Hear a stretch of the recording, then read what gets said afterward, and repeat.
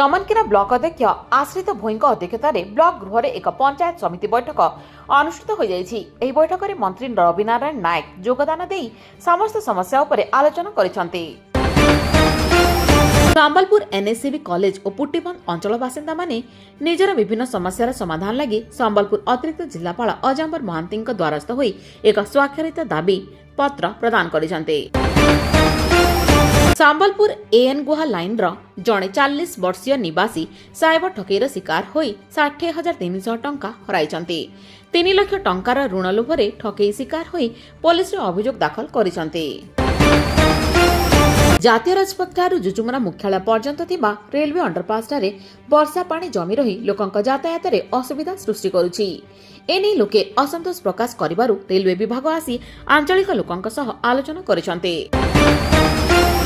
Bamra block अंतर्गत सागरा rail station rail line रे एक अजणा शव जीआरपी पुलिस द्वारा उद्धार।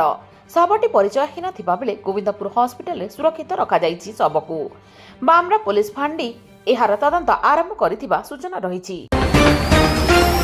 ऐटापल्ली अंचल रे भिक्षावृत्ति करुथुबा जणे व्यक्तिंकर शव एक कोठा तळु पुलिस उद्धार करिछि। निजर पेट पोषी एक कोठा तळे रहुथुबा बेले सकाळु कोनोसी प्रकारर हलचल न करिबारु पुलिस आसी तांकु डाक्तरखाना को नै जाइथिले, जेउंठी तांकु मृत घोषणा करा जाइछि।